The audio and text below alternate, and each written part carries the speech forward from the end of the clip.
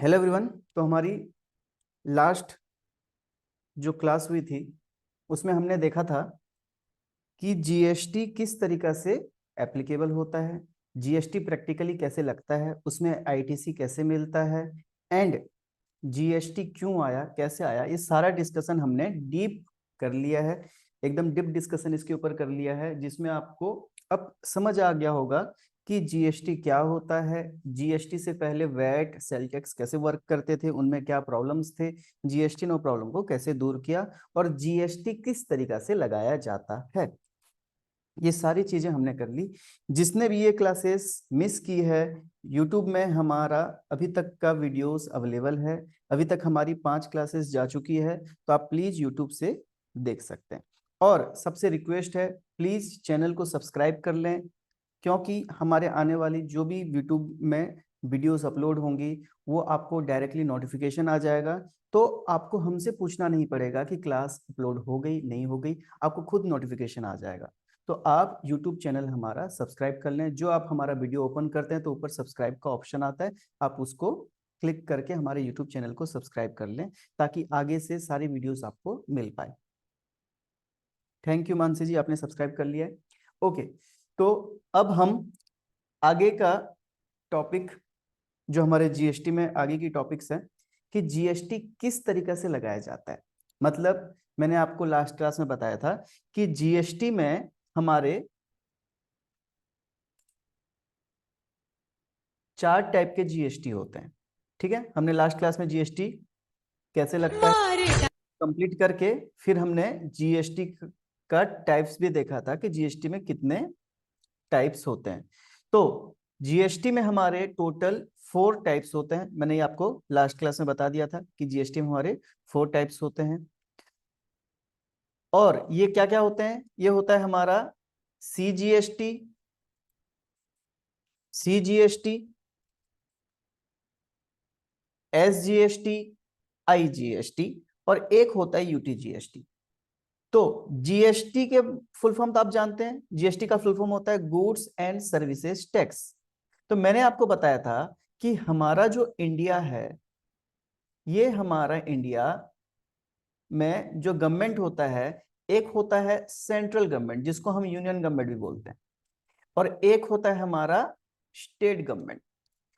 मतलब हमारा India states में बटा हुआ है, और स्टेट्स अपने अपने स्टेट के जो मिनिस्टर्स होते हैं वो अपने स्टेट्स को संभालते हैं, और पूरे इंडिया को सेंट्रल गवर्नमेंट संभालता है, और पूरे इंडिया में टैक्स सेंट्रल गवर्नमेंट कलेक्ट करता है, और स्टेट अपना अपना स्टेट से टैक्स कलेक्ट करके, रेवेन्यू कलेक्ट करके वो स्टेट को चलाते हैं।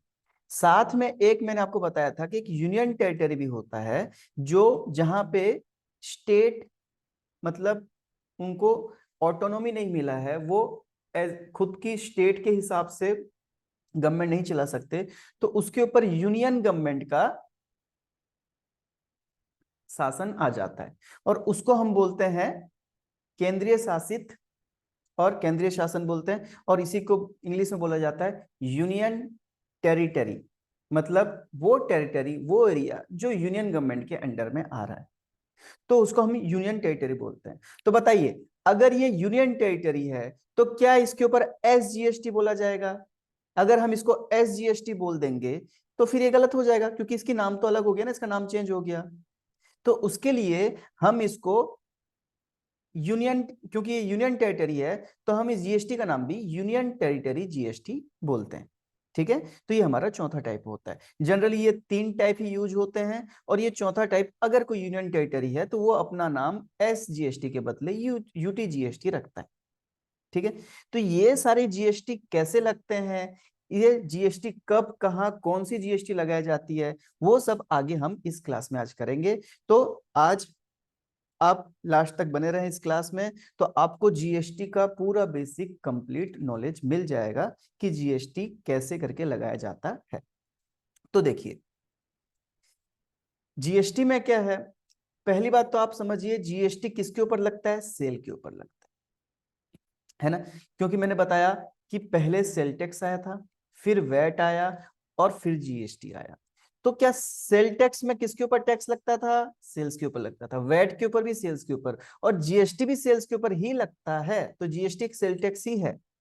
ये वैट का ही एक्सटेंशन है, वैट ही है, सेल टैक्स ही है, बस उसको क्या कर दिया गया, उसको चेंज कर दिया गया, उसको मॉडिफाई कर दिया गया, है तो वही।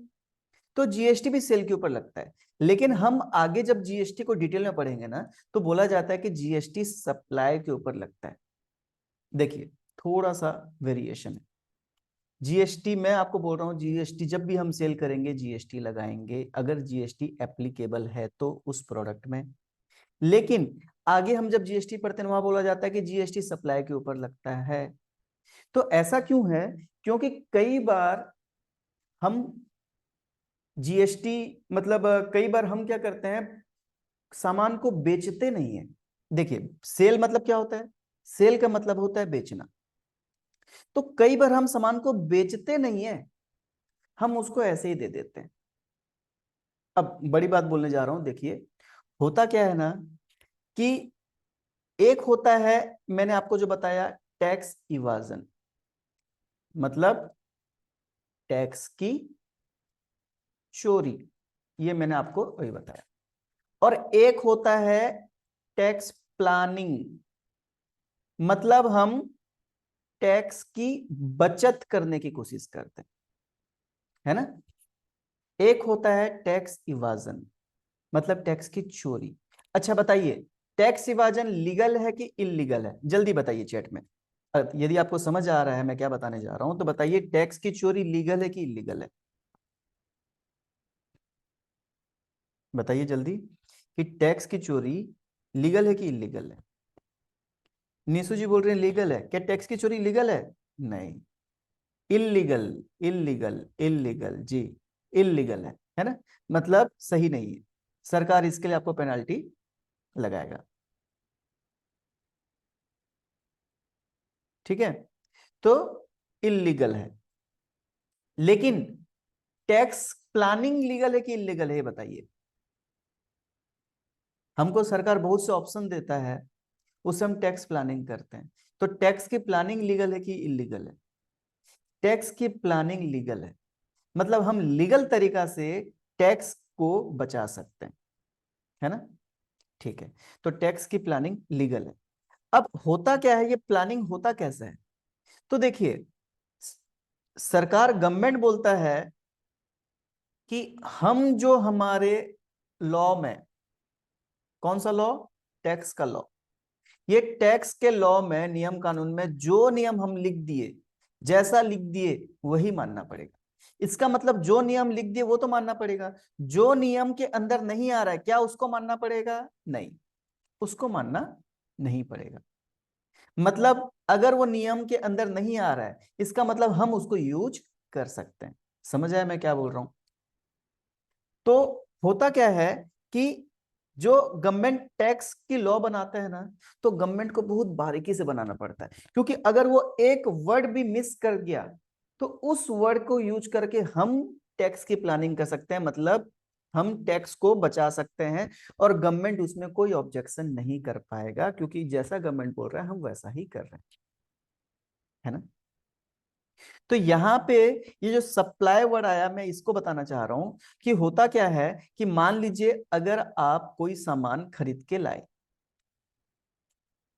10,000 में, मान लीजिए आप एक मोबाइल खरीद के लाए, आपका एक मोबाइल का शॉप है और आप एक मोबाइल 10,000 में खरीद के लाए। ऐसे आप 10 मोबाइल खरीद के लाए, इसका मतलब आप कितना का खरीद के लाए? 1 लाख रुपए का आप मोबाइल खरीद के लाए।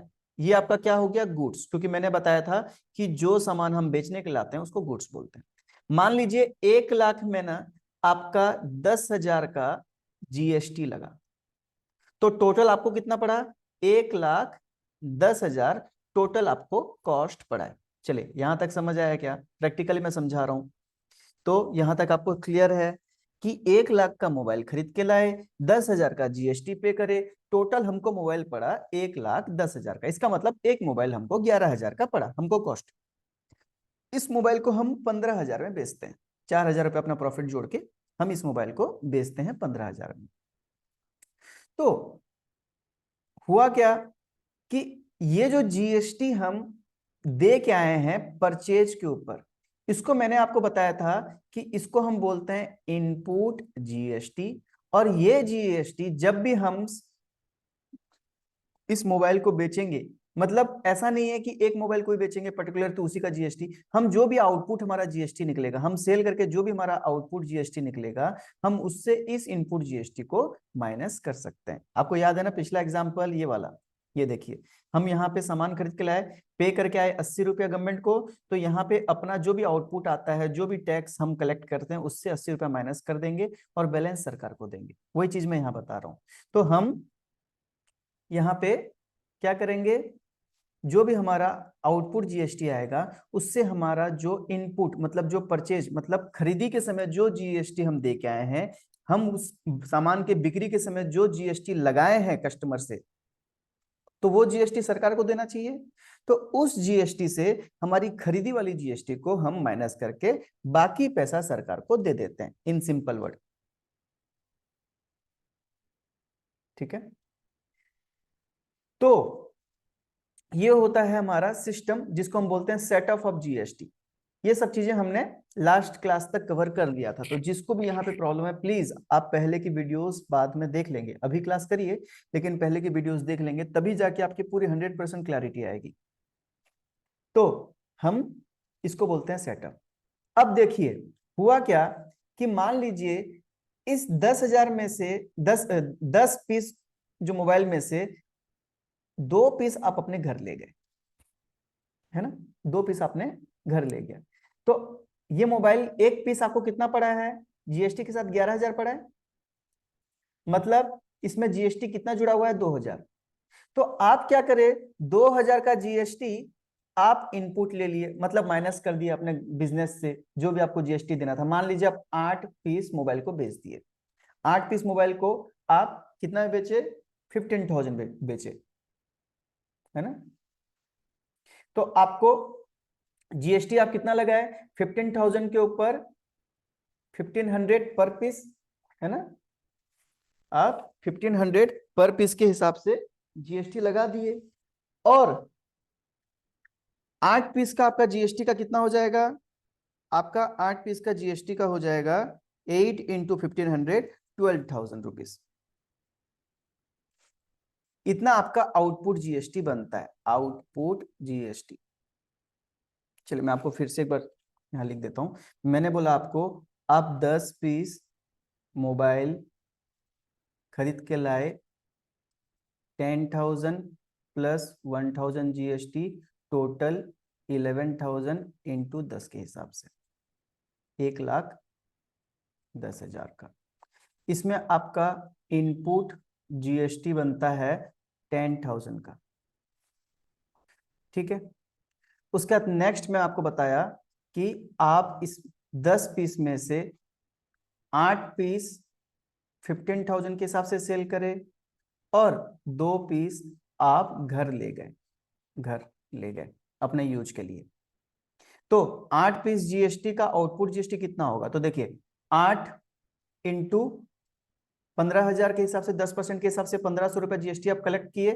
ठीक है, 15,000 प्लस जीएसटी, ठीक है, तो 1,500, तो ये हो जाता है आपका 12,000 का आपका आउटपुट जीएसटी। तो आप आउटपुट जीएसटी 12,000, तो आप क्या करें, सरकार को बोले कि मैं आपके लिए 12,000 रुपया कलेक्ट किया हूं, 10,000 का मैं जीएसटी इनपुट जीएसटी मेरा था, तो 2,000 आप ले लो। तो सरकार क्या इससे मान जाएगा। चलिए, किसको क्वेश्चन समझ नहीं आया, और क्वेश्चन समझ आया तो मेरे को आंसर बताइए, क्या सरकार मान जाएगा।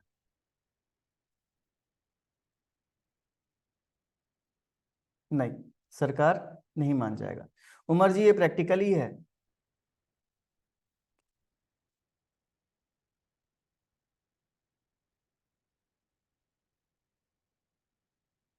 और किसका किसका स्क्रीन रुक गया है बताइए, जो भी हम यहाँ लिख रहे हैं क्या दिखाई दे रहा है, या किसी का स्क्रीन रुक गया है, दिखाई नहीं दे रहा है।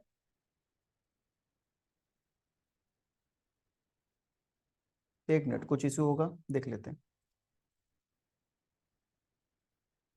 अब आपको दिखाई दे रहा है,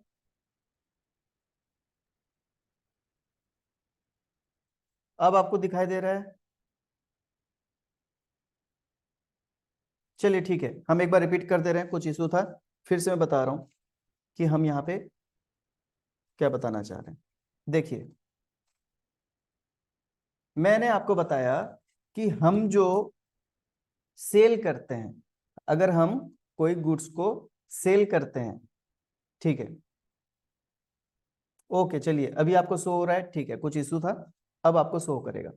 तो अगर हम सेल करते हैं तो सेल के समय हमारा जो सेल होता है, सेल करते हैं तो सेल के हम जीएसटी लगाते हैं, प्लस करते हैं, जो भी सेल वैल्यू रहता है उसमें जीएसटी प्लस करते हैं, और फिर उतना अमाउंट हम टोटल पैसा कलेक्ट करते हैं। लेकिन मैं आपको बताया कि जीएसटी में बोलता है कि जब भी आप सप्लाई करोगे आपको जीएसटी लगाना पड़ेगा। तो यहाँ पे सप्लाई वर्ड क्यों यूज करता है? क्योंकि बहुत से प्लानिंग होते हैं जीएसटी में, मतलब बहुत से सरकार के द्वारा क्या होता है कि टैक्स का लॉ एक लिखा जाता है, टैक्स लॉ बोलते हैं हम उसको, ठीक है, लॉ नियम कानून लिखा जाता है, और उस नियम कानून में जैसा लिखा है वैसे ही आपको करना पड़ेगा, नहीं तो आपका मतलब अगर कुछ नहीं लिखा है और आप उसके हिसाब से प्लानिंग कर सकते हैं, तो इसलिए सरकार को बारीकी से ये लॉ लिखना पड़ता है। तो उसके लिए मैं आपको एक सिचुएशन दिया, ये प्लानिंग कैसे हो सकता था और सरकार ने क्यों इसको सप्लाई लिखा, वो इसके लिए मैं आपको एक क्वेश्चन यहाँ पे पूछा। मैंने आपको बताया कि मान लीजिए आपका एक मोबाइल का शॉप है और आप 10 पीस मोबाइल, आप 10 पीस मोबाइल 10,000 प्लस 1,000 जीएसटी, मतलब 11,000 में 1,10,000 का खरीद के लाए। यहाँ पे आप जीएसटी 1,000 इंटू 10 मतलब 10,000 का आप जीएसटी पे करके आए, जिसको हम बोलते हैं इनपुट जीएसटी। और इस 10 पीस में से आप 8 पीस सेल कर दिए 15,000 प्लस 1,500 जीएसटी के हिसाब से, और इसमें से 2 पीस जो है वो आप अपने घर ले गए अपने यूज के लिए। चलिए, यहां तक क्वेश्चन क्लियर है? तो इसका मतलब आप सरकार को बोले कि मैं जीएसटी 1,000 इंटू 10,000 रुपया दे के आया हूं, और 1,500 इंटू 8 12,000 का मैं जीएसटी कलेक्ट किया हूं। तो जीएसटी कलेक्ट हुआ है 12,000 का, जिसको हम बोलते हैं आउटपुट जीएसटी। तो आप सरकार को बोले मैं कलेक्ट किया 12,000, दिया हूं 10,000, 2,000 रुपया आप ले लो जीएसटी बैलेंस मेरा। तो मेरा सवाल है, क्या ये सही है? बताइए। अब आपको समझ आया क्वेश्चन, अब स्क्रीन शेयर हो रहा है, तो बताइए क्या ये सही है? क्या सरकार मान जाएगा? हाँ, सोना जी बोल रहे हैं हाँ मान जाएगा, सही बात है, हमने पढ़ा है अभी तक कि 12,000 रुपया जीएसटी कलेक्ट किया है और 10,000 का जीएसटी दे के आया है, तो 2,000 का जीएसटी सरकार को दे देना चाहिए। बताइए। अमोद जी बोल रहे नहीं। और बताइए, क्या ये सही है, मान जाएगा सरकार? जल्दी जल्दी बताइए। नहीं। और कोई? बताइए। बिल्कुल सही है। अच्छा। नहीं। यस। नहीं। ठीक है। अच्छा, मेरे को एक चीज बताइए, मैंने आपको अभी तक पढ़ाया जिसमें हमने बताया कि जीएसटी अल्टीमेटली टोटल जीएसटी, मतलब जो भी लगा है जीएसटी, वो किसको देना पड़ता है? कौन बियर करता है जीएसटी? जीएसटी लास्ट में किसके ऊपर आता है? सरकार को। सरकार को जीएसटी देना पड़ता है हमको, लेकिन वो जीएसटी देता कौन है? किसके जेब से जाता है पूरा जीएसटी? जो भी यहाँ पे 1,500 रुपया है, ये 1,500 रुपया पूरे किसके जेब से जा रहे हैं? कस्टमर के। Very good. तो अल्टीमेटली जो कंज्यूमर होता है ना, कस्टमर होता है, उसको ही पूरा जीएसटी देना पड़ता है। हम जो भी यहाँ पे जीएसटी बाकी है वो सब क्या करे, जीएसटी बस कलेक्ट किए हैं, दिए। देखिए यहाँ मैं आपको एग्जांपल दिखाता हूं, हमने क्या देखा कि यहाँ पे जीएसटी टोटल सरकार के पास कितना गया, 102, और ये जो कंज्यूमर हैं ये दिए भी कितना, ये अपने जेब से कितना जीएसटी दिए, 102। तो ये 102 ही सरकार के पास गया है, लेकिन कैसे कैसे गया? यहाँ पे 68 रुपीज गया, यहाँ पे 12 रुपीज गया, यहाँ पे 12 रुपीज गया, यहाँ पे 10 रुपीज गया, तो 68 12 12 10 102। तो क्या ये 68 रॉ मटेरियल सप्लायर अपने जेब से दिया है? नहीं, क्या ये मैन्युफैक्चरर अपने जेब से दिया है 12 रुपीज? नहीं। क्या ये होलसेलर 12 रुपीज अपने जेब से दिया? क्या ये रिटेलर अपने जेब से 10 रुपया दे? नहीं, ये लोग कौन आगे से कलेक्ट करके सरकार को दे रहे हैं। तो सरकार के पास 102 अल्टीमेटली कौन, ये कंज्यूमर ही दिया है 102, जो ये सब सर कलेक्ट किए हैं। तो पूरा का पूरा जीएसटी किसके जेब से गया? इन सबके जेब से गया क्या? नहीं, इन सबके जेब से तो 1 रुपया भी नहीं गया जीएसटी का नाम का। ये सारा का सारा जीएसटी कंज्यूमर के जेब से गया है। चलिए, ये चीज क्लियर है मैं क्या बताया आपको, कि सारा जीएसटी किसके जेब से जा रहा है? बिल्कुल, कस्टमर के जेब से। जो फाइनल कस्टमर होगा, जो उस सामान को यूज करेगा, जीएसटी भी उसको देना पड़ेगा। अच्छा, मान लीजिए इसमें से एक यहां से खरीदा और आगे उसके दुकान में बेच दिया, तो उसको भी जीएसटी लगाना पड़ेगा, और जो अल्टीमेटली उसको यूज करेगा वो जीएसटी देगा। तो मतलब जो फाइनल कंज्यूमर होता है, फाइनल कस्टमर होता है, फाइनली जो उसको यूज करेगा, जीएसटी उसके जेब से ही जाना चाहिए। इसलिए इनके जेब से टोटल 102 गया, जो कि टोटल 102 सरकार को इस तरीके से पार्ट पार्ट करके मिला, है ना।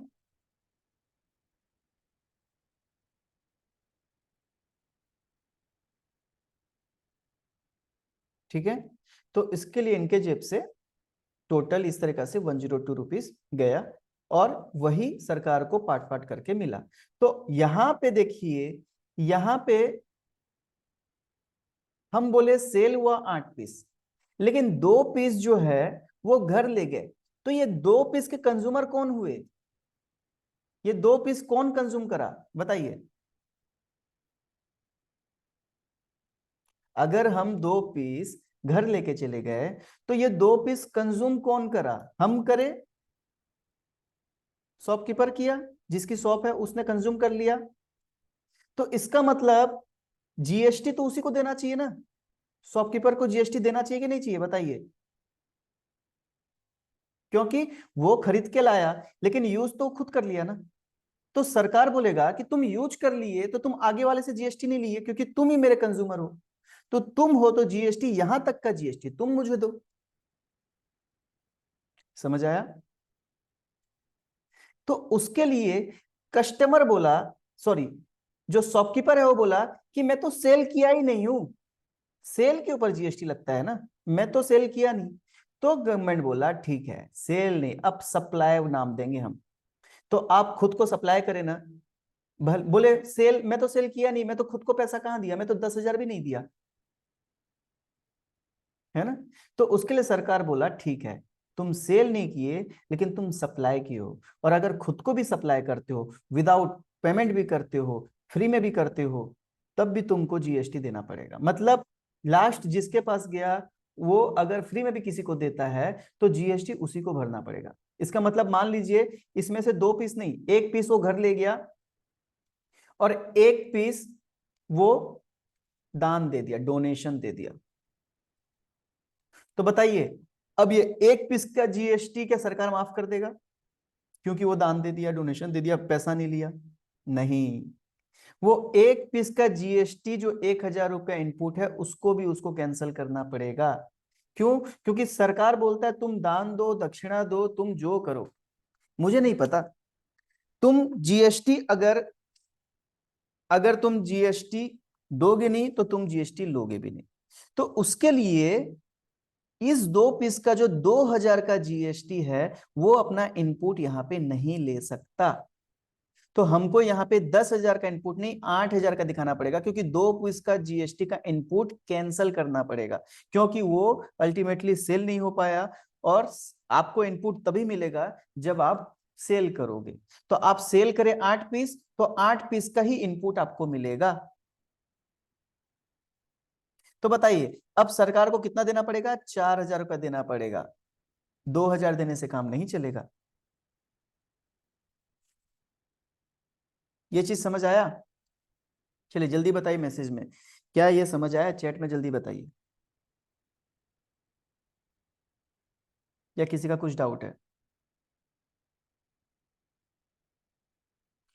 हम अगर कोई चीज डोनेशन देते हैं, मतलब अगर हम कोई सामान खरीद के लाए अपने बिजनेस के लिए और अगर हम उसको डोनेशन भी देते हैं तो उसकी जीएसटी का इनपुट, मतलब परचेज के समय जो हमें जीएसटी दिए थे उसको हमारे सेल का आउटपुट जीएसटी से एडजस्ट नहीं कर सकते, वो डिस अलाउ हो जाएगा क्योंकि वो सेल ही नहीं हुआ है ना। तो जीएसटी का आउटपुट इनपुट वही जीएसटी का आउटपुट उसी इनपुट से एडजस्ट होगा जो सेल करके जिसकी आउटपुट आई है। तो देखिए, मैं आपको बस इतना बताना चाहता हूं कि मैं आपको अभी जो जीएसटी बता रहा हूं वो बस जीएसटी का 1% है। और जीएसटी रिटर्न फाइलिंग करने के लिए आपको फुल नॉलेज, ये नॉलेज बताइए, अब आप रिटर्न फाइलिंग करेंगे, आपने आधा अधूरा नॉलेज लिया, सोचा हाँ 2000 का सेल इतना हुआ, इनपुट इतना हुआ, 2000 का जीएसटी भर देते हैं, होगा क्या, आपके पास नोटिस आ जाएगा, है ना, और पेनाल्टी अलग लग जाएगा। तो उसके लिए आधा अधूरा नॉलेज से आप जीएसटी रिटर्न फाइलिंग नहीं कर सकते। तो आपको ये जीएसटी के सारे नियम कानून इस तरीका से समझने सीखने पड़ेंगे।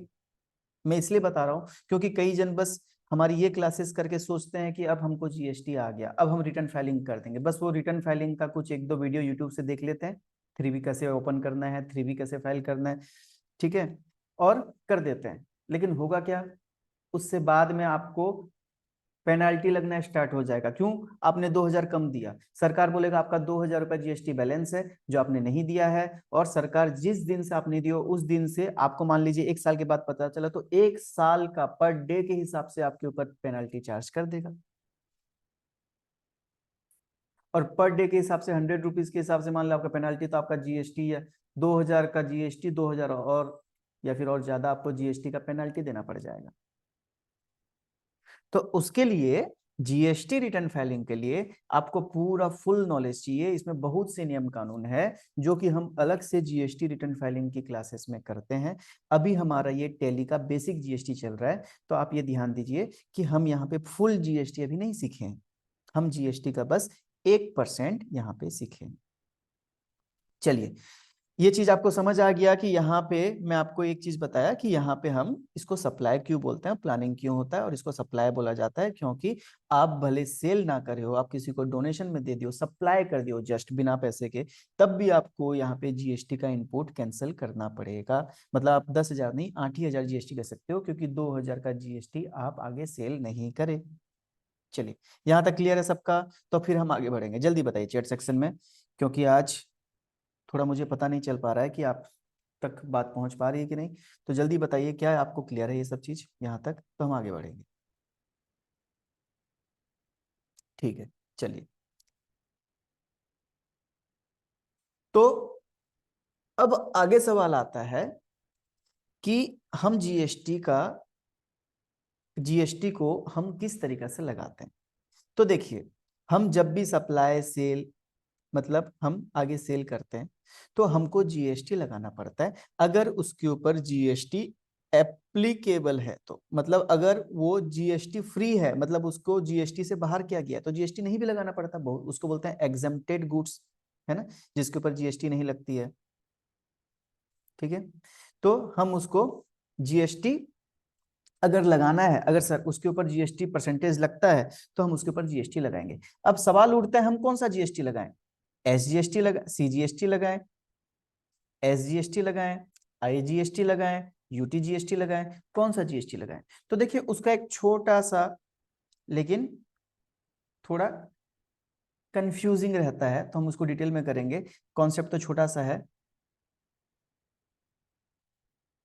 वो हम चीज अभी यहाँ पे क्लियर करेंगे। तो देखिए, हमारा ना जीएसटी में किस तरीके से जीएसटी लगेगा, उसके लिए हमको दो कॉन्सेप्ट क्लियर करना पड़ेगा। एक होता है इंट्रा स्टेट और एक होता है इंटर स्टेट। तो इंट्रा स्टेट क्या होता है, देखिए इंट्रा स्टेट मतलब हम जिस स्टेट के हैं, जैसे मान लीजिए आप अगर पंजाब के हैं तो पंजाब आपका स्टेट है। तो अगर आप पंजाब के अंदर ही एक प्लेस से दूसरे प्लेस या आप एक ही टाउन के अंदर ही एक जगह से दूसरी जगह अगर आप सेल करते हैं तो उसको बोला जाता है इंट्रा स्टेट, है ना। अगर आप एक ही जगह से एक ही स्टेट में, स्टेट के अंदर अंदर ही कोई भी एक टाउन से दूसरे टाउन, कोई भी एक एरिया से दूसरे एरिया अगर आप सेल करते हैं तो वैसे सेल को हम बोलते हैं इंट्रा स्टेट सेल। क्लियर है? और अगर हम पंजाब से अब मान लीजिए छत्तीसगढ़ में सेल कर दिए, छत्तीसगढ़, तो हम एक स्टेट से बाहर कहीं भी सेल करते हैं हमारे स्टेट से बाहर, तो उसको हम बोलते हैं इंटर स्टेट सेल। जैसे आपने सुना होगा इंटर नेशनल क्रिकेट मैच, या फिर आपने सुना होगा इंटर सिटी ट्रेन, ये सब आपने सुना होगा, इस टाइप के वर्ड्स आपने सुने होंगे। इंटरनेशनल मैच तो आपने सुना ही होगा ऑब्वियसली। तो ये जो इंटरनेशनल मतलब बिटवीन स्टेट्स, मतलब एक स्टेट से बिटवीन, बिटवीन नेशंस मतलब एक दो कंट्री के बीच या दो से ज्यादा कंट्री के बीच। इंटरसिटी मतलब एक सिटी से ज्यादा सिटी एक ट्रेन जाएगी, तो इसको बोलते हैं इंटर, INTER। इंटर मतलब बिटवीन, मतलब एक स्टेट से दूसरे स्टेट। तो जब भी हम हमारे स्टेट के अंदर ही अंदर सेल करते हैं तो उसको हम बोलते हैं, टर्म यूज होता है इंट्रा स्टेट सेल, मतलब within the state sale, हमारे स्टेट के अंदर ही।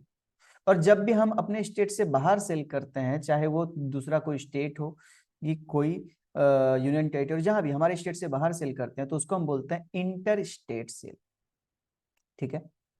तो सरकार बोला सीधी बात कि अगर आप एक स्टेट के अंदर सेल करते हो, तो अगर एक स्टेट के अंदर सेल करते हो तो GST बस दो जन के बीच में बटेगी, एक आपका खुद का स्टेट और एक सेंट्रल गवर्नमेंट। क्योंकि जब 17 टाइप के GST को मिला दिया गया ना, तो अब पूरा ऑल इंडिया एक हो गया। इसमें 17 टाइप में कुछ सेंट्रल गवर्नमेंट के टैक्स मिल गए और कुछ सारे स्टेट गवर्नमेंट के टैक्स मिल गए। तो अब बात यह आया कि हम जो भी टैक्स कलेक्ट करेंगे GST, वो GST सेंट्रल और स्टेट के बीच में 50-50% मतलब 50-50 कर लिया जाएगा। तो उसके लिए यहां पे देखा गया कि अगर मान लो खाली एक स्टेट या यूनियन टेरिटरी और सेंट्रल गवर्नमेंट के बीच में GST का बंटवारा होना है, तो फिर डायरेक्टली बंटवारा कर दो 50-50। तो यहाँ पे अगर इंट्रा स्टेट मतलब हमारे, हम पंजाब के हैं और पंजाब के अंदर ही हम एक एरिया से दूसरे एरिया में सेल कर रहे हैं, तो ये भी पंजाब स्टेट के अंदर आता है, ये भी पंजाब स्टेट के अंदर आता है। जैसे मान लीजिए आप लुधियाना और यहाँ पे आप मान लीजिए अमृतसर, तो आप यहीं से यहाँ अगर सेल करते हैं तो ये भी पंजाब के अंदर आता है, ये भी पंजाब के अंदर आता है। तो उसलिए यहाँ पे दोनों ही का स्टेट पंजाब है और दूसरा हकदार कौन है? Central government. तो उसके लिए यहाँ पे दो टाइप का GST लगेगा, एक लगेगा CGST सेंट्रल गवर्नमेंट का शेयर, एक लगेगा SGST पंजाब स्टेट का शेयर। और कैसा लगेगा? जो भी GST का रेट है उसका 50-50%। अगर मान लीजिए 12% है तो 6-6%, अगर मान लीजिए 18% है तो 9-9%, अगर मान लीजिए 28% है तो 14-14%, 5% है तो 2.5-2.5। बताइए क्या ये चीज क्लियर है? जल्दी चैट सेक्शन में बताइए, क्या ये चीज क्लियर है यहां तक कि कुछ डाउट है?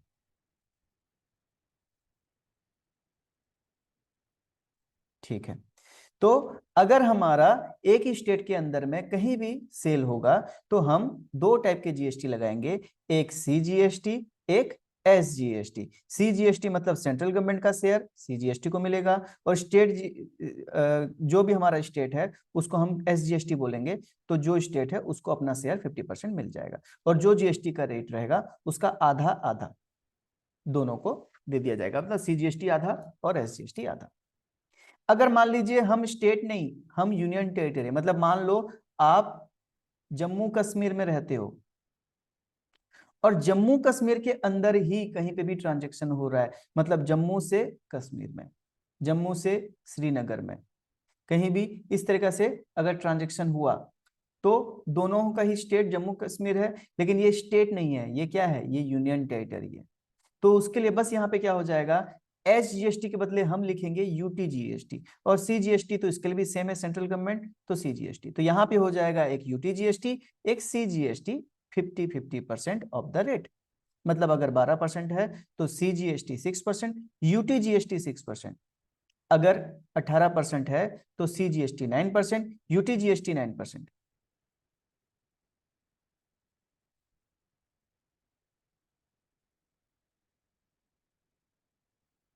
ठीक है, ये चीज आपको क्लियर है? बताइए, अगर हम स्टेट हैं, अगर हम स्टेट हैं और हमारे स्टेट के अंदर ही कहीं भी सेल हुआ है तो हम एक CGST लगाएंगे और एक SGST लगाएंगे। और यदि हम एक यूनियन टेरिटरी हैं और हमारे यूनियन टेरिटरी के अंदर ही कहीं ट्रांजेक्शन हुआ है तो हम एक CGST लगाएंगे और एक क्योंकि हम स्टेट है ही नहीं, यूनियन टेरिटरी, तो UTGST लगाएंगे। ठीक है, चलिए यहां तक क्लियर हो गया। अब आता है IGST। तो IGST कहां लगेगा? अगर हम अपने स्टेट से बाहर कहीं भी, जैसे मान लीजिए हम हैं बिहार से, कौन कौन बिहार से हैं बताइए, कौन कौन बिहारी बाबू हैं यहाँ पे? कोई है बिहार से?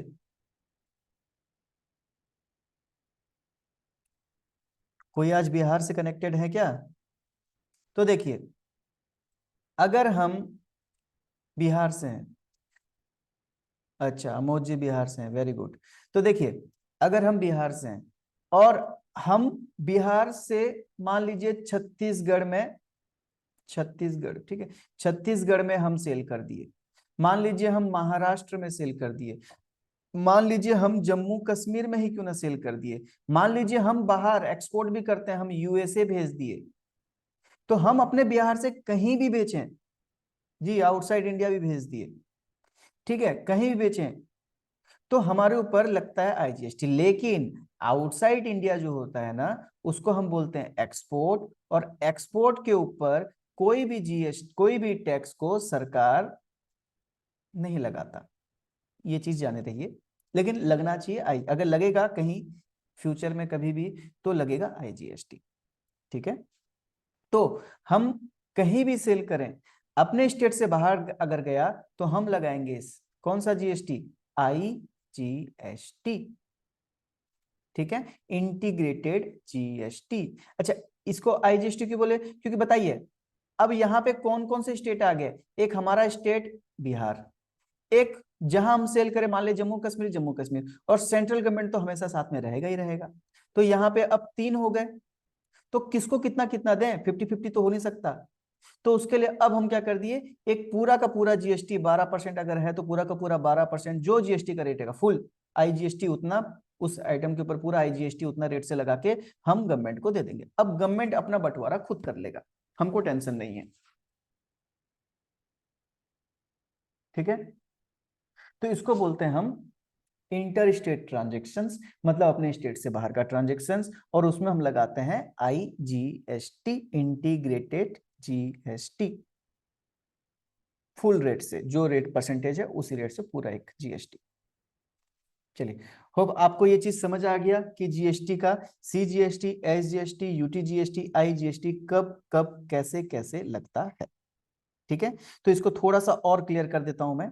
तो मैंने आपको बताया कि मान लीजिए आप उड़ीसा से, है ना, और उड़ीसा से आपने उड़ीसा के भुवनेश्वर से कटक, या कटक से भुवनेश्वर, या भुवनेश्वर के ही अंदर ही एक टाउन, एक एरिया से दूसरे एरिया, कटक से ही एक एरिया से दूसरे एरिया, या फिर आप यहाँ पे संबलपुर, ठीक है, या फिर आप यहाँ पे कांटावांजी, कोई सा भी आप यहाँ पे अगर सेल करते हैं तो सारे ही सारे उड़ीसा के अंदर आ रहे हैं, तो इसको बोलेंगे कौन सा ट्रांजेक्शन?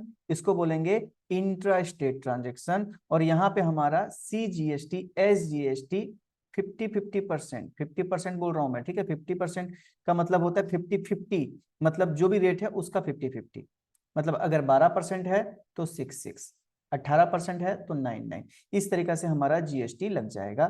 CGST 9%, SGST 9%, जो वैल्यू है उसके ऊपर। पहला, अगर मान लीजिए हम छत्तीसगढ़ से हैं और हमारा छत्तीसगढ़ से ही रायपुर से मान लीजिए कोरबा, या फिर रायपुर से मान लीजिए और कोई बिलासपुर, कोई भी एक ही स्टेट के, इसी स्टेट के अंदर अंदर ट्रांजेक्शन, या फिर रायपुर के अंदर ही एक ही एरिया से दूसरे एरिया हम सेल कर रहे हैं, लोकल सेल कर रहे हैं, तो उन सब केस में भी सेम CGST SGST, क्योंकि रायपुर भी एक स्टेट है, तो CGST SGST आधा आधा, मतलब अगर 18% है तो 9% लग जाएगा। वहीं अगर मान लीजिए हम एक यूनियन टेरिटरी है, हम जम्मू एंड कश्मीर में, तो जम्मू कश्मीर में कश्मीर के अंदर ही, या फिर कश्मीर से जम्मू में या श्रीनगर में या कहीं भी इस तरीका से हम अगर सेल करते हैं, तो हम क्या है, जम्मू कश्मीर क्या है, यूनियन टेरिटरी है, तो उसके लिए एक तो लगेगा CGST जैसा लगता है, लेकिन हम दूसरा SGST, क्या हम एस स्टेट है यहाँ पे जम्मू कश्मीर नहीं, तो उसके बदले लग जाएगा UTGST। तो CGST UTGST वही सेम, अगर 18% है तो 9, अगर 12% है तो 6, इस तरीका से आधा आधा। और अगर मान लीजिए हम अपने स्टेट से बाहर कहीं भी सेल करते हैं, जैसे अगर मान लो हम ओडिशा से छत्तीसगढ़ सेल कर दिए, तो क्या लगेगा, IGST, अपने स्टेट से बाहर कहीं भी। अगर ओडिशा से हम जम्मू कश्मीर सेल कर दिए, IGST। अगर हम छत्तीसगढ़ से जम्मू कश्मीर सेल कर दिया, IGST। अगर जम्मू कश्मीर से छत्तीसगढ़ आ गया, IGST। इन सब में IGST लगेगी। अच्छा, मान लीजिए हम अगर ओडिशा से फॉरेन कंट्री में सेल करते हैं, USA, कोई भी अपने कंट्री से बाहर, उसको हम फॉरेन बोलते हैं, तो वहां पे क्या लगेगा, नहीं, वहां पे एक्सपोर्ट होता है, तो एक्सपोर्ट में सरकार ने बोला कि एक्सपोर्ट के ऊपर हम टैक्स नहीं लगाएंगे, क्योंकि महंगाई, हमारा सामान महंगा हो जाएगा तो फॉरेन वाले शायद ना खरीदें, और हमको हमारा फॉरेन में से सेल करके पैसा लाना है। बिल्कुल, अगर यूपी से बिहार भी सेल करेंगे तो भी IGST, अपने स्टेट से बाहर कहीं भी सेल करेंगे IGST। लेकिन अगर मान लीजिए हम फॉरेन से खरीद के लाते हैं, अगर हम फॉरेन टेरिटरी से, USA से मान लीजिए आप कुछ सामान खरीद के लाते हो उड़ीसा में, तो आपके ऊपर लगेगा IGST। अगर आप USA से जम्मू कश्मीर लेके आते हो तब भी IGST। अब USA से छत्तीसगढ़ लेके आते हो तब भी IGST। तो इसको बोलते हैं इंपोर्ट, तो इंपोर्ट के ऊपर GST लगता है, एक्सपोर्ट के ऊपर नहीं लगता। ठीक है, GST जो है वो एक्सपोर्ट के ऊपर नहीं लगता, इंपोर्ट के ऊपर लगता है। तो उसके लिए यहां पे तो एक्सपोर्ट ड्यूटी नहीं लगती, एक्सपोर्ट ड्यूटी अब प्राय प्राय हटा दिया गया, कहीं कुछ आइटम में लगे, बाद में हम अभी डिस्कस नहीं करेंगे, लेकिन एक्सपोर्ट ड्यूटी प्राय प्राय एक्सपोर्ट को टैक्स फ्री कर दिया गया है, ताकि सरकार बाहर अलाउ कर रहा है, ताकि हमारे सामान बाहर पे सस्ते में बिके, ताकि लोगों को सस्ता पड़े और हमारा एक्सपोर्ट बढ़े। ठीक है, तो होप आपको अब CGST कहाँ लगेगा, SGST कहाँ लगेगा, IGST कहाँ लगेगा, UTGST कहाँ लगेगा, ये चीज क्लियर है। प्रैक्टिकली हमने इसको एग्जाम्पल लेके भी कर लिया। तो अब आपको GST कहाँ, SGST, CGST, IGST, UTGST कहाँ लगेगा, क्लियर है। अब अगर मान लीजिए आप कोई बिल बनाते हैं, उसमें GST लगाते हैं, तो आपको क्लियर है आपको कौन सा GST कहाँ लगाना है, जल्दी चैट सेक्शन में बताइए, क्या आपको क्लियर है। जो YouTube में भी देख रहे हैं वो भी आप कमेंट करके बता सकते हैं कि क्या आपको अब क्लियर है या कोई डाउट है। आप वहीं पे कमेंट में भी डाउट पूछ सकते हैं। क्लियर है, ठीक है, क्लियर है। कोई ऐसा है जिसको डाउट है, बताइए। रेट, रेट मैंने आपको बताया, जो भी GST का रेट रहेगा, अगर CGST SGST है तो उसका आधा आधा, मतलब मान लीजिए GST का रेट कोई आइटम के ऊपर 18% है, तो CGST 9%, SGST 9%। अगर UTGST है तो UTGST हो जाएगा वही सेम 9%, 9%। लेकिन अगर IGST है तो पूरा का पूरा 18% IGST, एक ही GST पूरा 18%।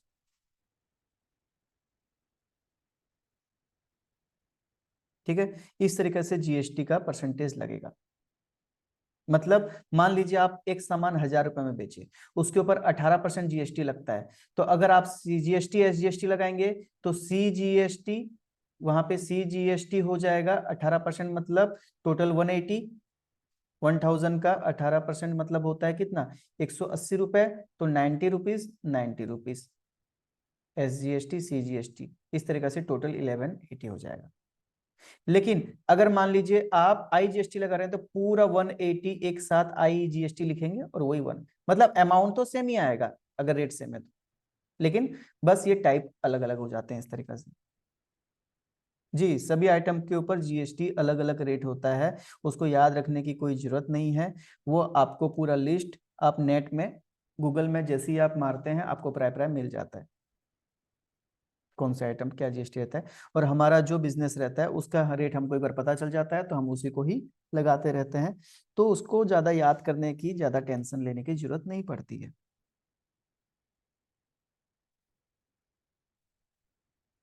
ठीक है, तो अब बताइए, अब आपको प्रैक्टिकली और लॉजिकली क्लियर है कि GST के रेट्स और GST के टाइप्स कहाँ कब कौन से टाइप लगाया जाता है, क्या कोई डाउट है?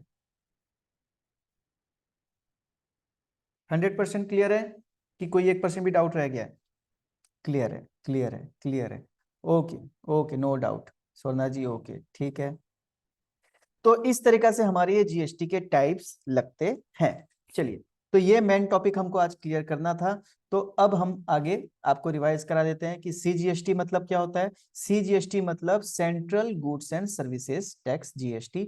ये कौन कलेक्ट करता है? ये सेंट्रल गवर्नमेंट कलेक्ट करता है, सेंट्रल गवर्नमेंट के पास जाता है। ठीक है, और ये एप्लीकेबल कब होता है? With in the state. With in state को हम क्या बोलते हैं? Intra, intra state, with in the state. Intra state transaction में CGST लगता है। वही SGST, state goods and services tax. ठीक है, state goods and services tax, ये टैक्स कौन कलेक्ट करता है? जो स्टेट गवर्नमेंट है वो टैक्स कलेक्ट करता है। और ये कब अप्लाई होता है? ये भी विद इन द स्टेट, मतलब इंट्रा स्टेट ट्रांजेक्शन में अप्लाई होता है। उसके बाद UTGST, union territory goods and services tax, union territory GST, ये कौन कलेक्ट करता है? जो यूनियन टेरिटरी वो कलेक्ट करता है। और ये कब अप्लाई होता है? ये भी विद इन यूनियन टेरिटरी अगर ट्रांजेक्शन हुआ है तो, इंट्रा यूनियन टेरिटरी हुआ है तो ये UTGST लगता है। उसके बाद आता है आपका IGST। तो IGST का मतलब होता है integrated GST, integrated goods and services tax. ये कौन कलेक्ट करता है? ये सेंटर और स्टेट जो जो वहां पे इन्वॉल्व हैं उनके पास, उनके बीच में शेयर होता है। ये सेंट्रल गवर्नमेंट को हम दे देते हैं, फिर वो अपने आप उनके बीच में आपस में शेयर कर लेते हैं। ठीक है, ये कब एप्लीकेबल होता है? अगर हम इंटर स्टेट, मतलब अपने स्टेट से बाहर, या फिर इंपोर्ट, है ना, अगर हम इंपोर्ट करते हैं तो इन ट्रांजेक्शन्स में IGST लगता है। ठीक है, उसके बाद आता है GST के रेट। तो देखिए, GST के रेट 5 टाइप के फ्लोर रेट ऑफ GST बोलते हैं। ठीक है, फोर मतलब ये सबसे कॉमन रेट है जो मैक्सिमम 90%, उससे ज्यादा आइटम में इन ये 5% ही लगते हैं ऑल इंडिया। बाकी और कुछ परसेंटेज भी होते हैं, मैंने आपको जैसे बताया था 3%, 0.25%, इस तरीका से वो कुछ गिने चुने आइटम में लगते हैं। नहीं तो मैक्सिमम 90% से ज्यादा GST आइटम्स में यही GST लगते हैं, इनमें से कोई एक GST लगता है। तो ये 5 रेट होते हैं। एक होता है 0%, एक होता है 5%, एक होता है 12%, एक होता है 18%, एक होता है 28%। तो आपको ये 5 GST का रेट ध्यान में रहना चाहिए, क्योंकि आपके आइटम में मैक्सिमम ये पांचों में से कोई एक GST लगता होगा। अच्छा, अब आपका सवाल हो सकता है यहाँ पे 0% क्यों? 0% का क्या मतलब? तो देखिए, होता क्या है कि सरकार क्या करता है ना, सरकार, अब हमारा इंडिया एक डेवलपिंग कंट्री है, तो सरकार अब बहुत से फूड आइटम्स जो जिसके ऊपर GST बाकी कंट्रीज लगाते हैं, वो हमारा इंडिया GST नहीं लगाता है। क्यों? क्योंकि गरीबी ज्यादा है, और अगर हम जो बेसिक चीजों के ऊपर भी GST लगा देंगे तो महंगाई और बढ़ जाएगी, और हो सकता है कुछ हमारे गरीब भाई बहन कोई उसको ना ले पाए, तो सरकार उसके लिए GST उसके ऊपर नहीं लगाता। लेकिन क्या हमेशा गरीब रहेंगे? नहीं। तो उसके लिए जब हम डेवलप्ड होते जाएंगे तो सरकार उनके ऊपर GST ले आएगा, ताकि उनको उनको भी GST के अंदर लाया जाए। तो अब सरकार क्या करा, उसके लिए वैसे आइटम्स जिसके ऊपर आगे जाके GST लग सकते हैं, लगाया जा सकता है एक सिचुएशन मतलब अच्छी बनने के बाद, तो उसके लिए उनको भी सरकार जीएसटी के अंदर लाने के लिए उसको जीएसटी के अंदर सारे नियम कानून उसके ऊपर लगाता है और रेट लगा देता है 0%। मतलब मान लीजिए आप 1,000 रुपए का सामान लाए तो आप इसके ऊपर जीएसटी लगेगा, लेकिन 0% से लगेगा। और 0% मतलब परसेंटेज आएगा 0, तो टोटल आपको पेमेंट भी 1,000 ही करना पड़ेगा, लेकिन जीएसटी लग गया 0% से, मतलब वो जीएसटी के नियम कानून के अंदर आ गया। और इसको हम नील रेटेड, 0 को हम नील बोलते हैं, तो नील रेटेड जीएसटी भी इसको बोला जाता है। चलिए, ये चीज क्लियर है आपको कि ये जीएसटी 0% क्यों होता है, नील रेटेड जीएसटी इसको क्यों बोलते हैं और क्यों सरकार ने ऐसा किया, ये चीज आपको इसका लॉजिक क्लियर हुआ? ठीक है।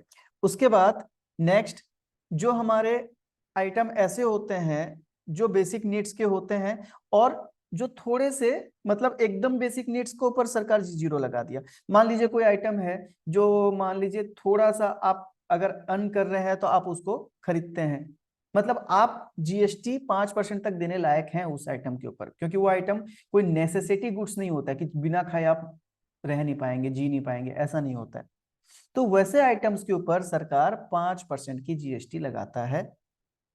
वैसे उससे कुछ कम नेसेसिटी वाली गुड्स उसके ऊपर सरकार 12% लगाता है, उससे कम नेसेसिटी वाली गुड्स उसके ऊपर सरकार 18% लगाता है। और लग्जरी गुड्स जो होता है, जो अगर आप मान लीजिए, जैसे मान लीजिए आप एक कार ले रहे हैं, तो आप कार एक लग्जरी ले रहे हैं, अगर आप कार अफोर्ड कर सकते हैं तो आप जीएसटी भी दे सकते हैं, तो उसके लिए वैसे गुड्स के ऊपर 28% का जीएसटी लगता है। इस तरीका से सरकार ने ये 5 जीएसटी का रेट बनाया है: 0%, 5%, 12%, 18%, 28%। ये 5 टाइप के जीएसटी रेट, नॉर्मल जो कॉमन रेट होते हैं जीएसटी के। अब बताइए, अगर मान लीजिए सीजीएसटी एसजीएसटी लगेगा तो 5% का सीजीएसटी कितना लगेगा? सीजीएसटी लगेगा 2.5% और एसजीएसटी लगेगा 2.5%। अगर 12% आइटम है उसके ऊपर सीजीएसटी एसजीएसटी तो 6%, 6%। अगर 18% है तो 9%, 9%। अगर 28% है तो 14%, 14%। सिंपल। अगर सीजीएसटी की जगह कहीं भी यूटीजीएसटी है तो एसजीएसटी की जगह, सॉरी, एसजीएसटी की जगह यूटीजीएसटी है तो हम एस के जगह वहां पे यूटी लगा देंगे, यूटीजीएसटी लगा देंगे, रेट वही रहेगा। और अगर मान लीजिए आईजीएसटी लग रहा है, हम अपने स्टेट से बाहर कहीं सेल कर रहे हैं, तो फुल मतलब 5 है तो पूरा 5% आईजीएसटी, 12% पूरा आईजीएसटी, 18% पूरा आईजीएसटी, 28% पूरा आईजीएसटी, एक ही रेट लगेगा। बस इतना ही है इसमें। तो अब बताइए, क्या अब आपको क्लियर हुआ कि जीएसटी के टाइप्स क्या क्या होते हैं, कैसे लगते हैं और जीएसटी के क्या क्या रेट्स होते हैं? क्लियर है 100% कि कोई डाउट है? जल्दी बताएं। ठीक है, चलिए, सबका क्लियर है। और किसी का कोई डाउट है यहां तक, अभी तक का बताइए। तो ये हमारा जीएसटी का बेसिक यहां तक हमारा कंप्लीट हुआ।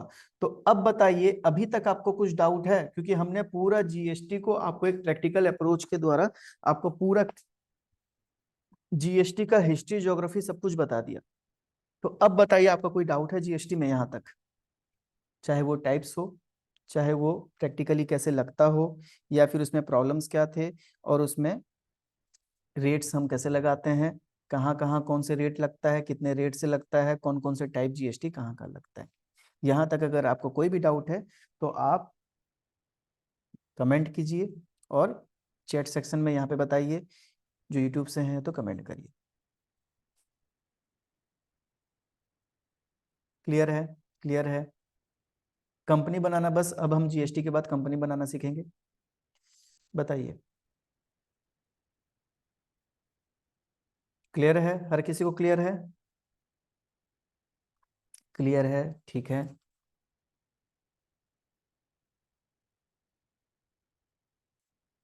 तो ये हमारा जीएसटी का जो हमको एटलीस्ट टैली के लिए बेसिक चाहिए, जो हमको एटलीस्ट टैली के लिए बेसिक जीएसटी नॉलेज चाहिए, वहां तक हमने कर लिया। परचेज पर जो सिमरजीत जी बोल रहे हैं, परचेज पर जो जीएसटी होता वो इनपुट जीएसटी होता है या सेल पर आउटपुट जीएसटी होता है? बताइए, चैट में बताइए। सिमरनजीत जी का डाउट है, परचेज के ऊपर इनपुट जीएसटी होता है या सेल के ऊपर? जी, फुलजहां जी, ऐप में आपको नोट्स मिल जाएंगे, सारे नोट्स आपको हमारे ऐप में मिल जाएंगे। परचेज के ऊपर, स्वर्णा जी, परचेज के ऊपर होता है, ठीक है। मैंने आपको लास्ट क्लास में बताया था, अगर हम परचेज करते हैं मतलब सामान को खरीदते हैं, खरीदते हैं तो सामान हमारे पास आता है या जाता है? क्लियर मतलब छोटा सा लॉजिक लगाइए, सामान हमारे पास आता है कि जाता है? अगर आप सामान खरीदते हो तो आता है कि जाता है? आता है। आता को क्या बोलते हैं? इन बोलते हैं ना, कम इन, आओ अंदर आओ, है ना। तो आता को क्या बोलते हैं? इन। तो ये हो जाता है इनपुट जीएसटी। तो आते के समय मतलब परचेज के समय अगर आप जीएसटी दिए हो तो इनपुट जीएसटी। और जब आप सामान को सेल करते हो तो सामान आता है या जाता है? बाहर जाता है या अंदर आता है? बताइए। जाता है, बाहर जाता है, आउट। तो इसीलिए उसको बोलते हैं, उस समय जो जीएसटी आप लगाओगे उसको बोलते हैं आउटपुट जीएसटी। सिंपल लॉजिक के साथ चलिए, बिल्कुल क्लियर रहेगा। तो हम इसको बोलते हैं आउटपुट जीएसटी, है ना। तो परचेज के समय इनपुट जीएसटी और सेल के समय आउटपुट जीएसटी होता है। और कोई डाउट है बताइए।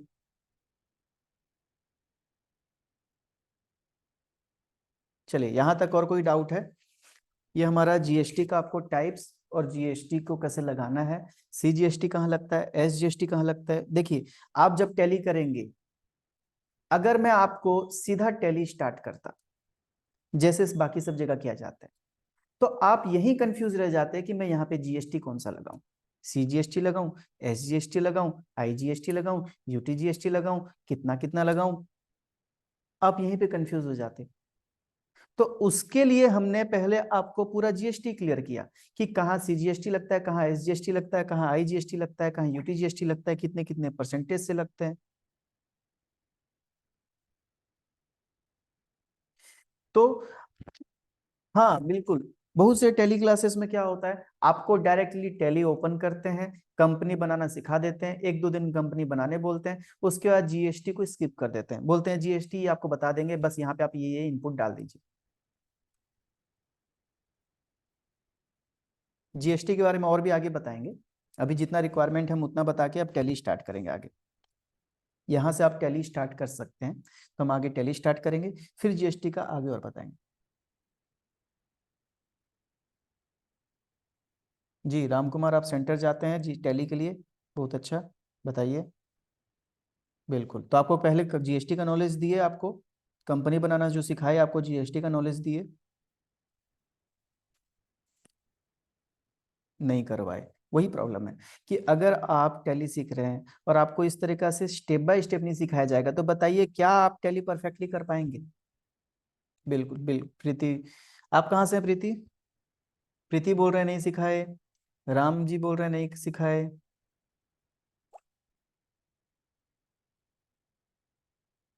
स्वर्णा जी, कल मेरा इंटरव्यू, ठीक है।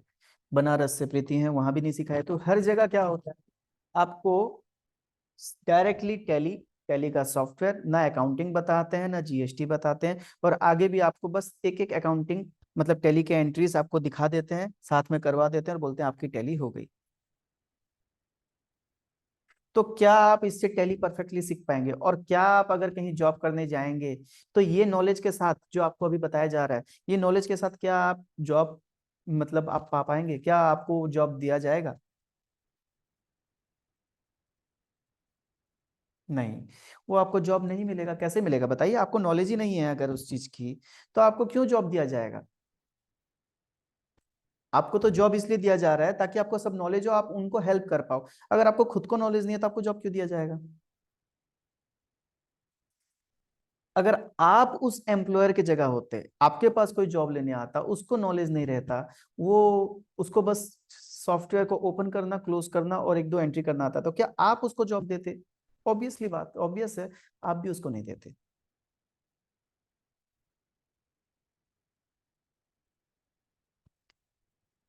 जी, आज की क्लास कंप्लीट हो गई है, बस हम अभी डाउट्स ले रहे हैं। तो जो लीव करना चाहते हैं लीव कर सकते हैं, और जिसका कुछ डाउट है तो तो आप बोल सकते हैं।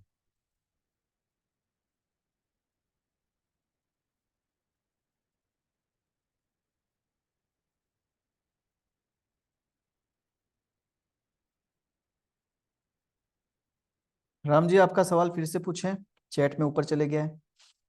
क्या सवाल है आपका?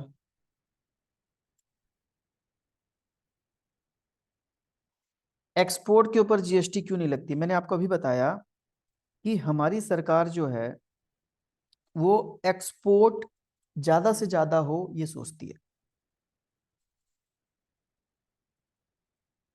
एक्सपोर्ट ज्यादा से ज्यादा क्यों? अगर हम एक्सपोर्ट करेंगे तो हमारा सामान बाहर जाएगा और पैसा आएगा डॉलर में, दूसरे करेंसी में, तो उससे हमको इंडिया की इकोनॉमी को बेनिफिट होगी। इसलिए अगर हम मान लीजिए जीएसटी लगा देंगे तो सरकार के जीएसटी की वजह से सामान और महंगा हो जाएगा, क्योंकि 1000 में अगर 100 रुपए की जीएसटी लगी तो सामान का रेट हो गया 1100। तो उसके लिए सरकार एक्सपोर्ट को बढ़ावा देने के लिए उसके ऊपर जीएसटी नहीं लगाता। ठीक है गीता जी?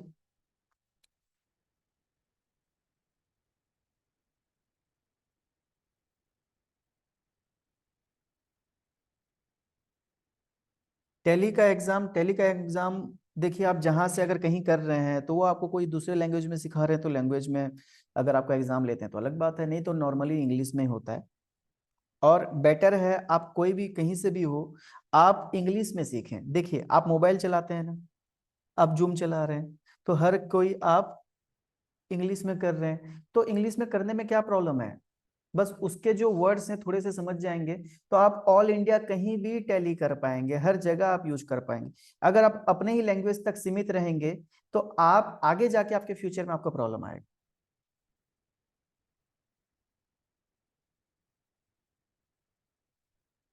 तो उसके लिए बेटर है आप इंग्लिश में ही सीखें, इंग्लिश में ही आगे करें। कोई बड़ा चीज नहीं है, एक सॉफ्टवेयर चलाना और एक हिसाब किताब रखना, बस उतना ही है।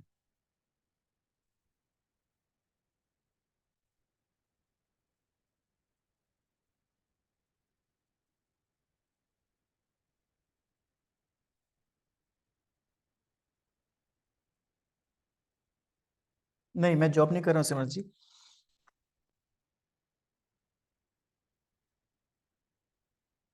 बिल्कुल, हम कंपनी बनाना, आगे परचेज सेल सब कुछ करना सीखेंगे आगे। जी, सर्टिफिकेट मिलेगा आपको। जी, मेरा खुद का इंस्टीट्यूट है सिमरन जी। हमारी सारी क्लासेस चलती हैं।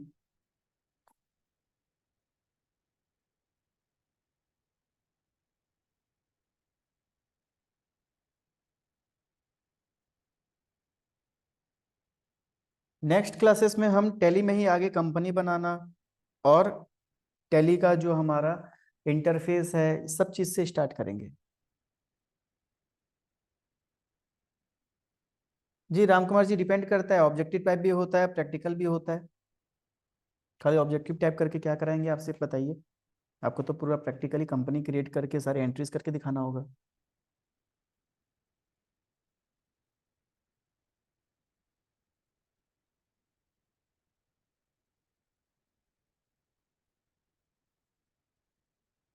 प्रैक्टिकल अभी स्टार्ट हो जाएगा, कल से हम टैली की प्रैक्टिकल स्टार्ट करेंगे। जिसने भी टैली डाउनलोड नहीं किया है, इंस्टॉल नहीं किया है, तो आप टैली को डाउनलोड इंस्टॉल अपने लैपटॉप में कर लेंगे। जिसको कुछ इशू आ रहा है, हमारी second class tally download installation हमारी यूट्यूब में भी है, ऐप में भी है, वहां से देख के आप GST sorry tally download install सही तरीका से कर लेंगे।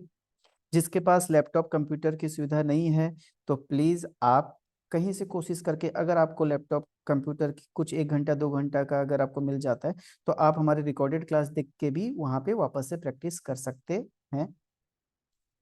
जब आपको प्रैक्टिस के लिए दिया जाएगा, पहले आप सीख सकते हैं फिर प्रैक्टिस कर सकते हैं।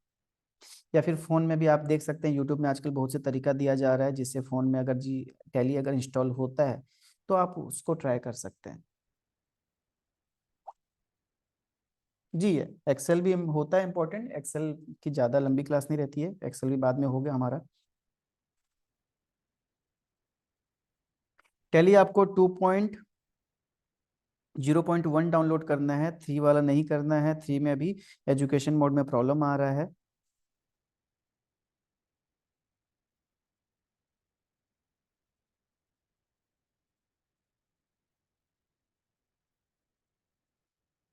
ओके। बीच बीच में इशू आती हैं क्योंकि अभी अब उसमें अपडेट्स चल रहा है बहुत से, जो भी नया वर्जन होता है उसमें अपडेट्स चलते रहते हैं, प्रॉब्लम आती है, अपडेट होते रहते हैं, तो उसके लिए एजुकेशन मोड में प्रॉब्लम आ रहा है। तो आपको, आप स्मूथली नहीं चला पाएंगे, इसलिए एजुकेशन मोड में 2.0.1 ही करना अच्छा है। एक दो वर्जन कम कर से ही करने से ही अच्छा रहता है। बाद में आप जो भी अपडेट्स हैं वो एक बार आप टैली सीख जाते हैं तो वो अपडेट्स आप खुद ही कर लेते हैं, वो कोई बड़ी चीज़ नहीं होती। जैसे आप मोबाइल एक चेंज करते हैं तो आपने मोबाइल चलाना जान गया, तो उसके बाद तो उसमें हल्के फुल्के जो बैक बटन आपका यहाँ आ गया, वो यहाँ आपका एंटर बटन यहाँ आ गया, छोटे मोटे चीज़ें आप इधर उधर के आप एडजस्ट खुद कर लेते हैं।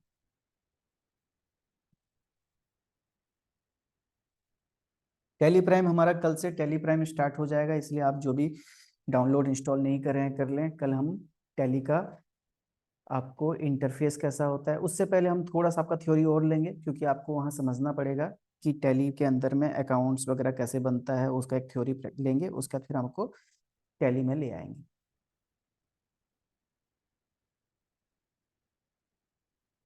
और आप सबसे रिक्वेस्ट है, आप अभी, अब हमारा टैली जीएसटी तो जस्ट खत्म हुई है, अब टैली हमारी स्टार्ट हो जाएगी। तो जो भी और आपके फ्रेंड्स रिलेटिव्स जो भी करना चाहते हैं, तो आप उनको यूट्यूब में चैनल हमारा सजेस्ट करें, जिससे वो देख के सब्सक्राइब करके हमारे क्लासेस देख सकें और आगे की क्लास में ज्वाइन हो सकें। टैली की कोर्स पूरी प्रैक्टिस के साथ, हम हर एक परचेज हो, हर वाउचर्स का हम आपको प्रैक्टिस सीट्स प्रोवाइड करेंगे। वो प्रैक्टिस सीट से आपका हर एक नॉलेज क्लियर होगा बार बार प्रैक्टिस से। तो उस तरीका से हम बाद में आपको असाइनमेंट्स भी देंगे एक्स्ट्रा प्रैक्टिस के लिए। तो उस तरीका से हमारा 1.5 मंथ अराउंड टैली में लग जाता है, उससे कुछ ज़्यादा भी लग जाता है। ये डिपेंड करता है कि आप कितना जल्दी सीख रहे हैं।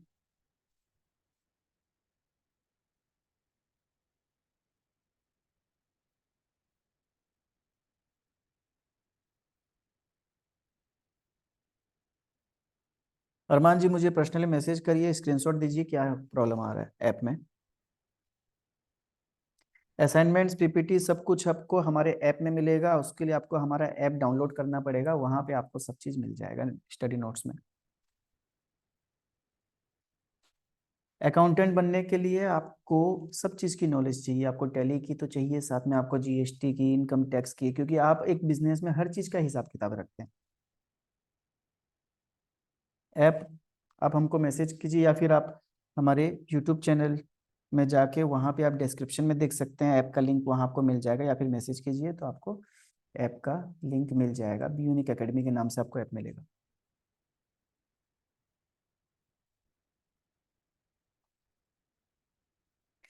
हमारा नंबर है 9937, टाइप कर लीजिए, 9937 643469। रिपीट कर रहा हूँ, 9937 643469।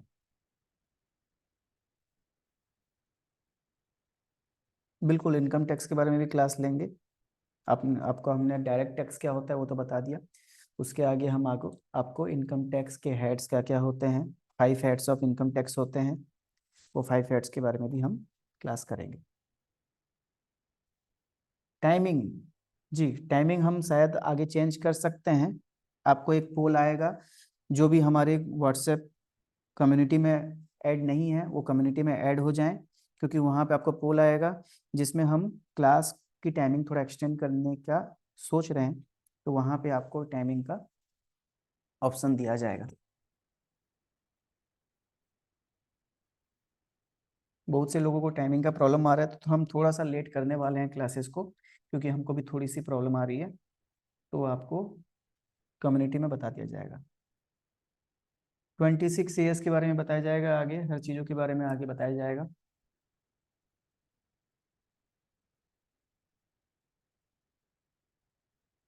ये वाला वीडियो यूट्यूब में कल तक आ जाएगी, और पहले की वीडियो भी आप देखना चाहें तो वहीं पे अवेलेबल है। लेकिन सबसे रिक्वेस्ट यही है, आप सब्सक्राइब कर लें, क्योंकि आपको फिर आपको वीडियो की नोटिफिकेशन पता नहीं चलेगी कि आपको वीडियो आई है कि नहीं आई है।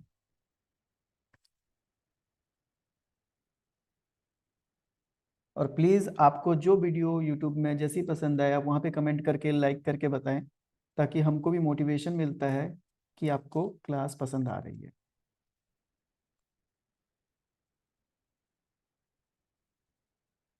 ऐप में भी अपलोड होगी। ऐप में थोड़ी दिक्कत चल रही थी, इसलिए हम यूट्यूब में भी अपलोड किया है हमने। ऐप में भी अपलोड हो जाएगी। ऐप मैंने आपको बताया, ऐप ओपन नहीं हो रहा है तो आप मुझे स्क्रीनशॉट लेके बताइए क्या प्रॉब्लम आ रहा है, तो हम सॉल्व कर पाएंगे। सबकी प्रॉब्लम अलग अलग होती है।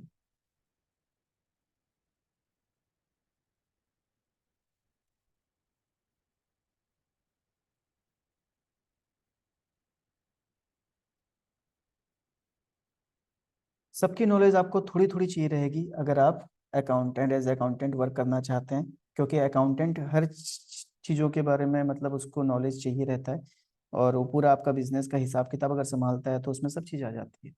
इसलिए हमने आपको जीएसटी इतना डिटेल में समझाया, ताकि आपको फ्यूचर में भी हेल्प हो। रात तक शायद ना हो पाए, क्योंकि क्लास अभी ओवर होते होते 9:30 हो जाएगा। 9 मतलब प्रोसेस होते होते, और डाउन अपलोडिंग में थोड़ा टाइम लगता है।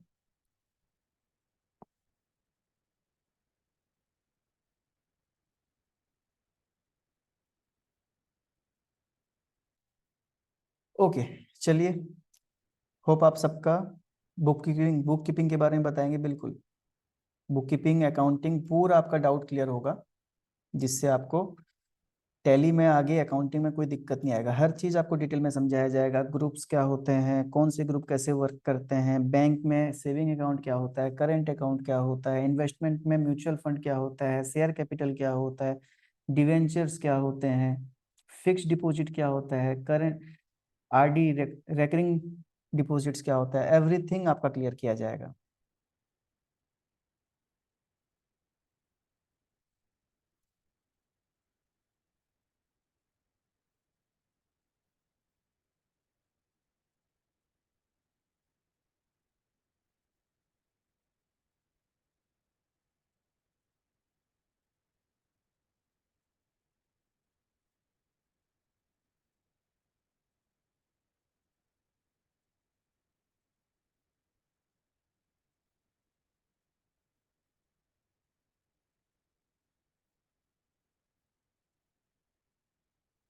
ओके, चलिए। Okay, good night.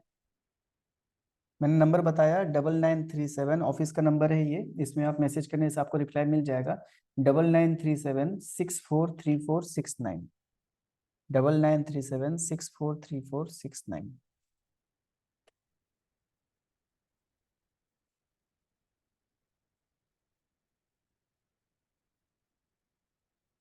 Okay, thank you. Thank you everyone. Good night.